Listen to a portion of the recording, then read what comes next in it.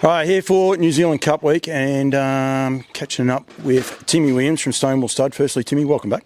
Thanks, Paul. Good to see you again. Don't lie, but that's okay. You all enjoy these interviews.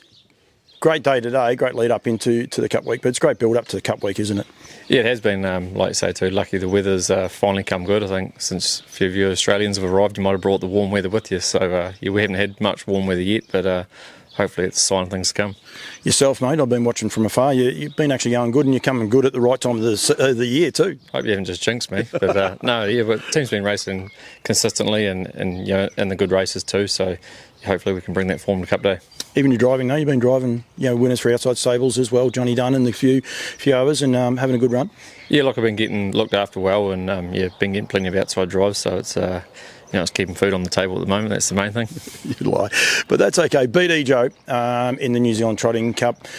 Figure form probably doesn't replicate how the horse is actually going. He's been going terrific. He just has one, well, from my point of view anyway, looks like he's got one little chink in the armour, and that's his standing start minutes. Yeah, as long as I can bring the hands on Tuesday.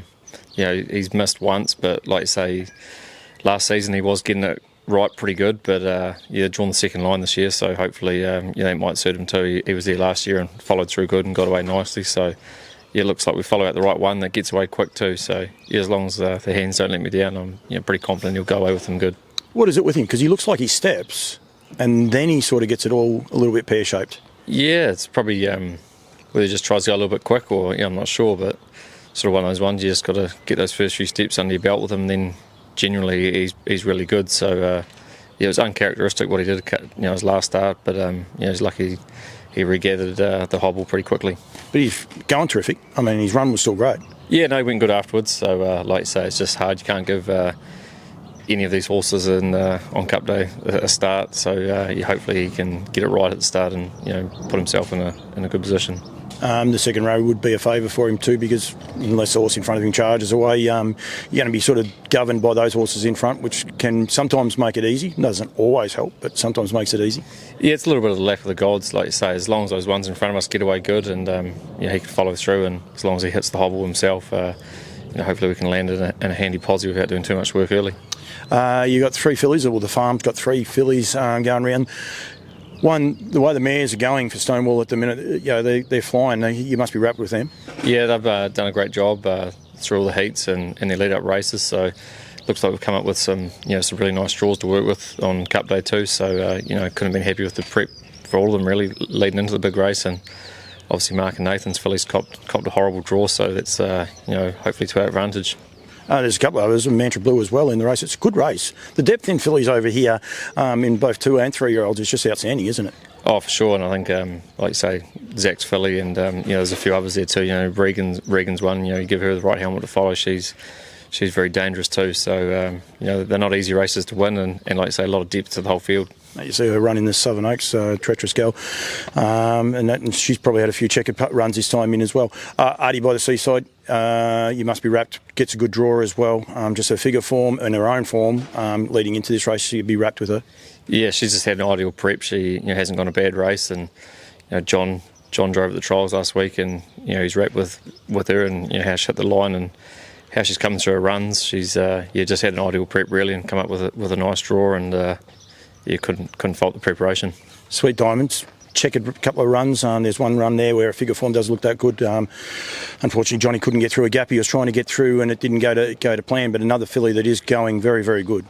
Oh, for sure. And I think she's one she'll appreciate if it is a real genuine run race. She's one that can rough it a wee bit too. And I thought her run at Ashburton was super. Obviously, she improved off that, and lovely trial again to top her off last week. So she's got a good draw to work with, and I think she's one that they probably wouldn't want to underestimate her. What about the Woodlands filly, Clua Flyby? Where's she at? I mean, everything looks good for her in this run, but where is she actually at? She looked like she was going to take that next step, I suppose, last year. Is she going as good as what she was? Look, I think so. Since she's come down, she's settled in well, and trial was nice last week. She just followed them and sat in behind, and I think the big thing, like you touched on, is the draw for her. She's potentially going to be 3-4 fence at worst, and these races is usually run at a really good tempo, so that's going to suit her. And if she's getting that nice suck along on the fence, everyone's seen the finish she's got on her, and they've probably got the right person sitting behind her to find a gap at the right time. Going to be cheeky. Elizabeth Hill. There's no pressure at all on this horse at all. It's just going to win by the sounds. One of the owners tells me. Yeah, no, it's good. He's going to tell me how to drive it too, hopefully. We're talking about Cambrai. But no, for Trot having its first start back, she has won one. She's only had 2 starts, I think, and been able to salute on one occasion, and did trial pretty good on the other day. You know, she's a nice filly and generally got really good manners, but like you say too, she only had the 2 race day starts, had plenty of trials, but you know, come Cup Day is going to be a big crowd and full field. It could be slightly different, but yeah, hopefully she handles herself well, and if she does, if she can bring that trial form, you know, she's a good each way chance, but she's got to bring the manners. She's lacks a little bit of ring craft, but couldn't fault what she's done when being asked of her at home. It's hard though in those bigger races too, isn't it? Like you said, I think there's 18 horses going around, or 16 horses once the scratchings come out. But it's a little bit tricky for horses that only had 2 starts. They're going to be in a full field, big crowd. It's a big occasion. Yep, no, for sure. And obviously being fresh up, probably not ideal. But like you say, she had 3 nice trials to build into it, and you know, whatever she does, she's probably one to follow. She's you know, should be in for a good summer. Stonewall, what's the other one? Because I'm in trouble. I can't remember it. My thing wouldn't upload, and now I've got no idea. Obsession. She's in stand start earlier on the day, so first stand for her come race day, but she's drawn pretty awkward on the back row too, so she'll be needing a lot of luck, and hopefully I can step her away. Got a few other outside drives. Any little smokies amongst those? You've got a couple for the Dun Camp, and one in the Mighty Louis in the junior free-for-all, I think.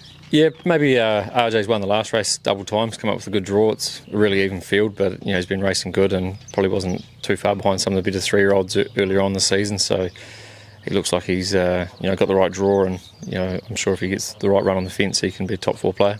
How do you do Cup Day? Do you get the morning off tomorrow, or do you just come out here and try and keep it as normal as you can when it's a big day like what it is? Can you ask me, Andy, if I can have the morning off? I'll get the morning off for you if that's what you want. No, I'll be here in the morning. Yeah, just a normal day, obviously. Get the race runs out for a wee bit and you know, work the rest of the team, and then yeah, I'll head away. I've got to drive in the first, so I'll sneak off early. Do you enjoy the distraction of coming here, like, and you know, being distracted, or you just never done it any other way? Just how I've always done it, but it is, yeah, like I say, it is a good distraction, keeps you busy, and probably won't really sink in till you get there and pull the pants on. But yeah, once you get out there, it's just like another day. It's a good another day. It's a big day though. It's a big week, and a lot of fun for you guys. You got a few in on Friday. Will you have a few Friday? Yeah, I think we've got another 3 or 4 different ones Friday, and whether some of the ones from Tuesday back up or not. But yeah, nice team for Friday, hopefully too. And the team itself's going good, both sides. North Island's going terrific as well. Yeah, obviously probably a little bit down on race numbers, but yeah, a lot of young ones starting to come through now. So hopefully early in next season we'll have a real nice team of maidens. Well done, Timmy. Thank you. Get Amanda off the hook, but as I said, I'll try and get you tomorrow off, and we'll go from there. No one's real keen to see me when I come in with a microphone. Yeah. Don't know why that is. Don't know. Yeah, scare them all away. Thanks, Timmy. No worries. Cheers.